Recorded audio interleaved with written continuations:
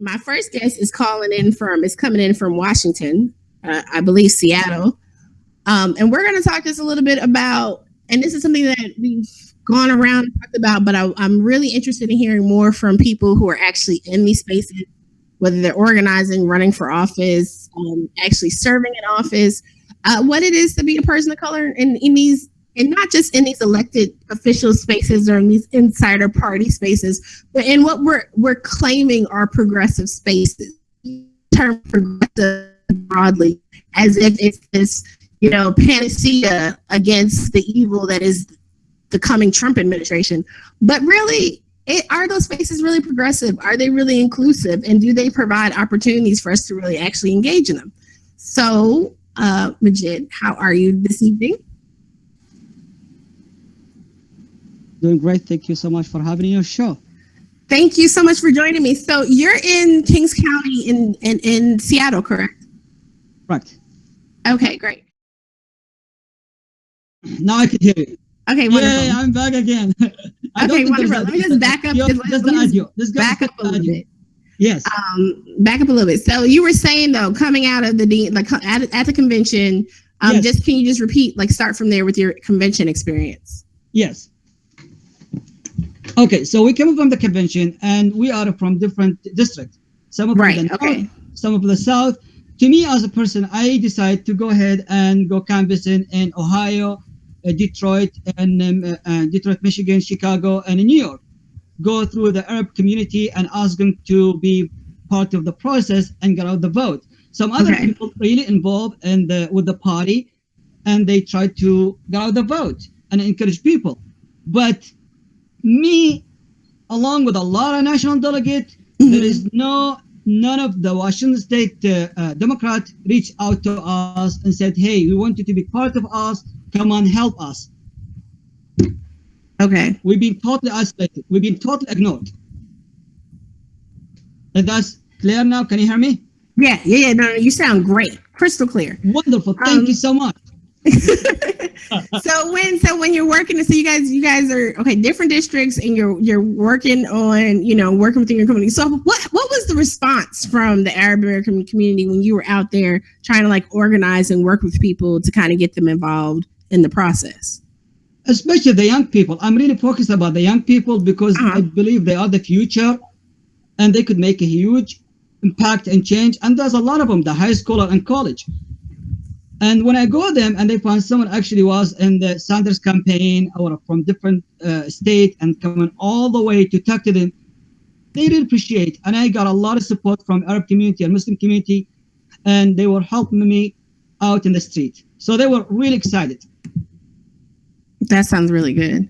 So we come a little forward. We've now had the election, the general election. What kind of we've had the general election, and now it's time to do party reorganization.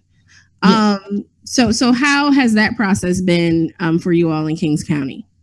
Well, it's totally different. I mean, we could debate about this issue.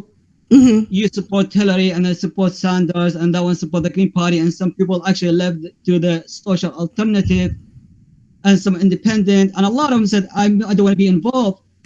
And we've been debating about this issue, and we thought reorg, it's forgive and start from zero, because we have really a common enemy, and we should reach out every single one from different party, because we want to defeat the most vicious, sexist person.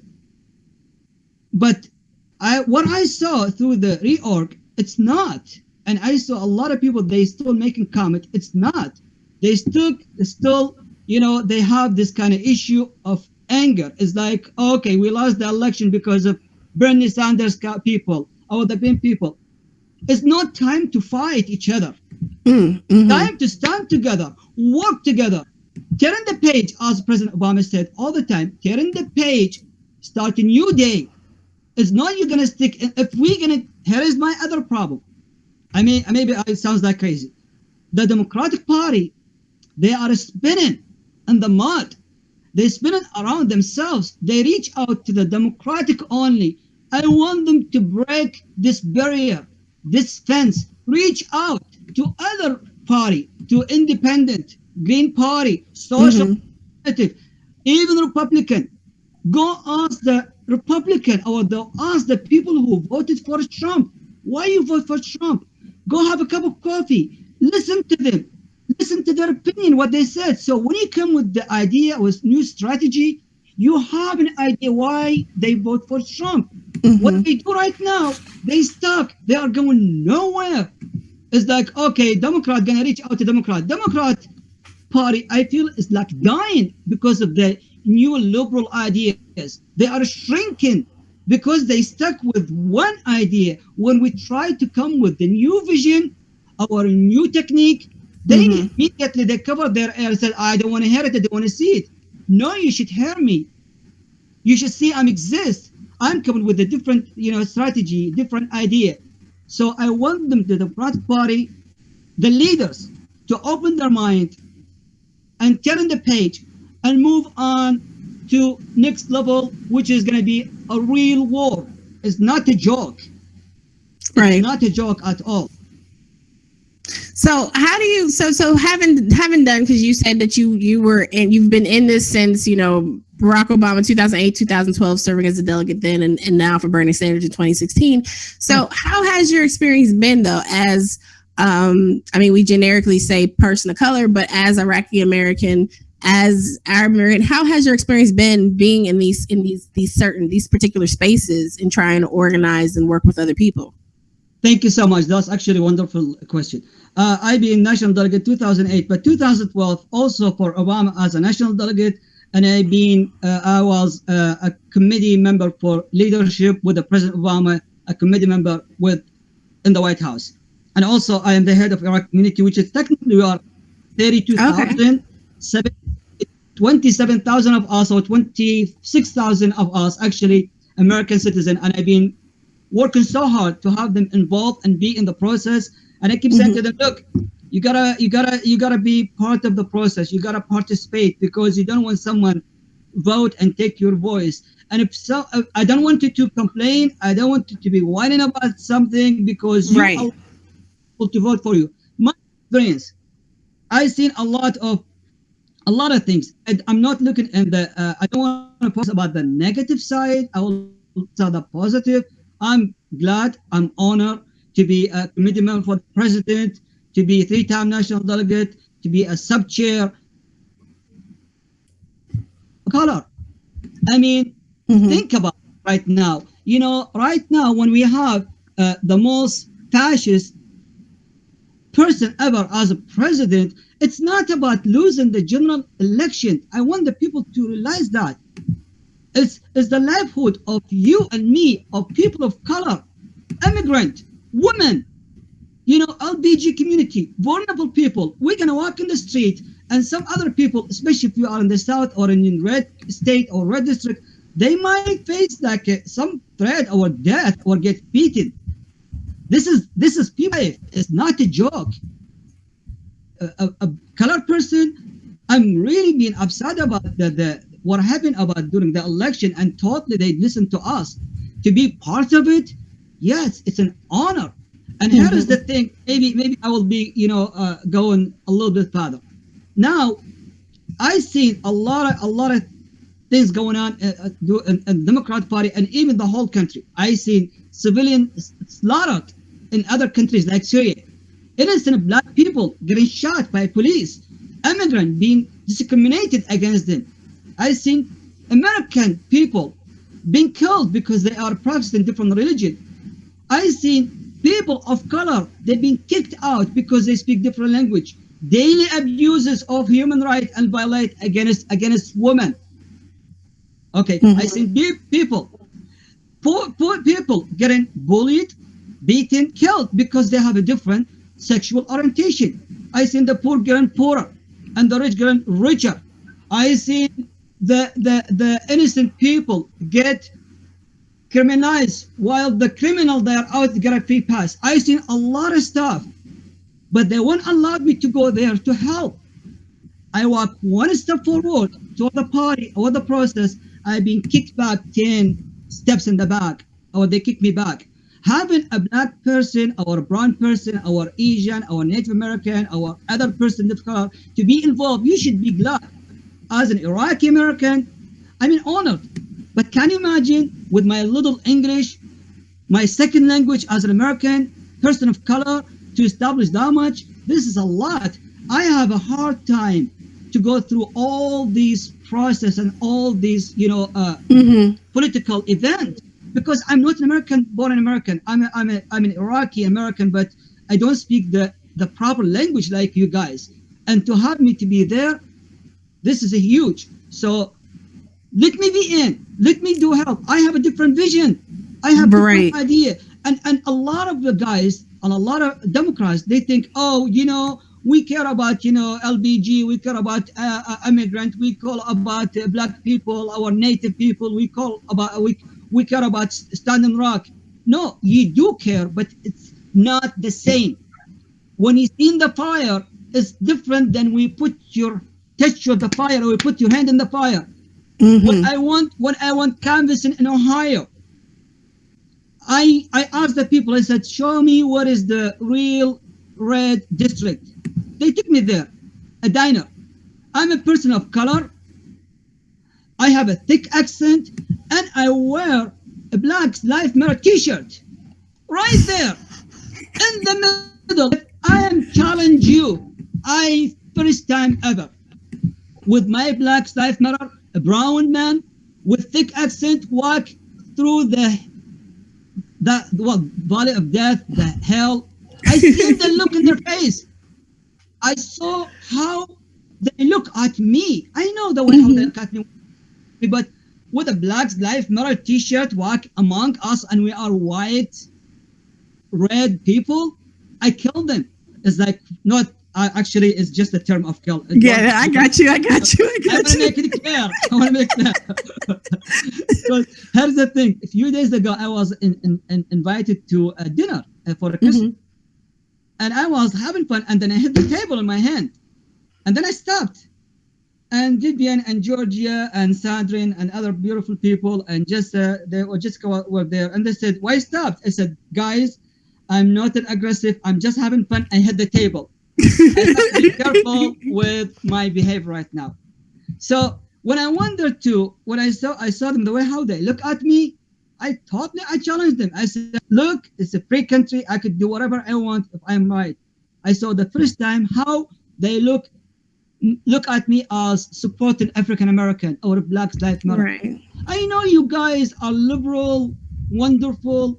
You feel, the Native American Standing Rock, you feel Black Lives Matter, you feel the LBG, you feel the Muslim, you feel all of those, but it's not the same. It's not. You have to live with those people and feel how they feel, to feel exactly what they feel inside.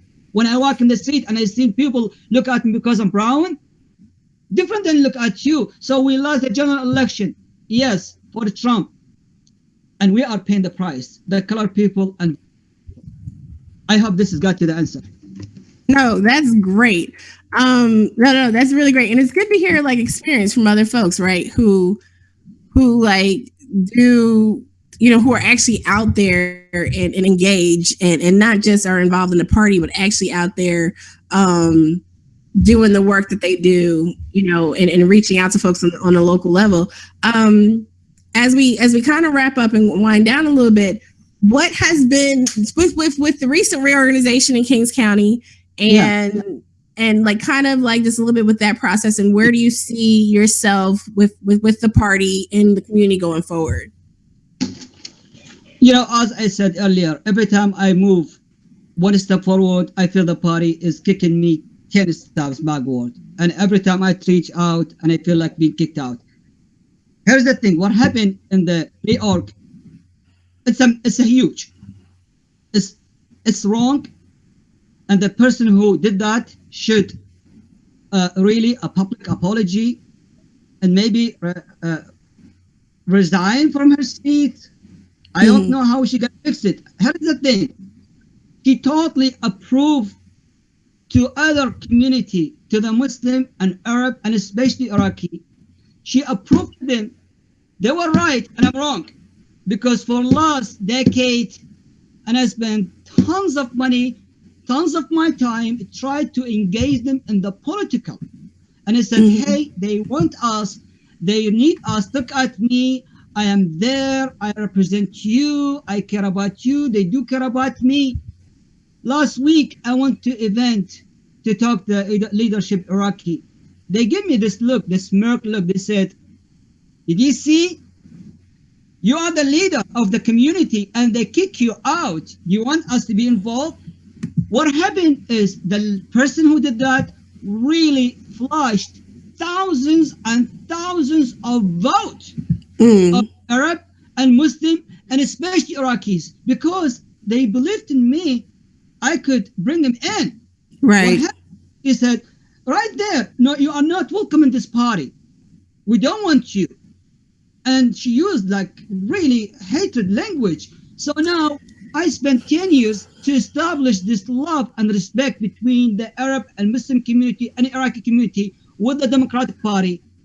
I don't have another 10 years to spend. Right, to right. And said, hey guys, it's a mistake. And I thought it's just an individual or one person who actually made this kind of horrible mistake by using the language and the timing for her whatever she did. But then 5 days later, the House Democratic Caucus 2017, they promote the person to be the vice chair of Finance Committee. Wait a minute. How you promote about behavior? Are you telling to the rest of the country and the Democratic people, hey, if you misbehave like Debbie Wiseman, she really ruined Bernie Sanders' campaign, and instead of she get fired, they promote her. Instead of said, hey, we're going to suspend you, we're going to send you to how to speak with people of color, our diverse training, or we're going to take action. No, they promote her. What she did, she flashed thousands of the vote. She taught the young Democratic people, hey, you could do it. You could ruin somebody's reputation and you could get promoted. What she did, she didn't ruin only my reputation. She ruined herself because people trust her. And I trust her as a leader.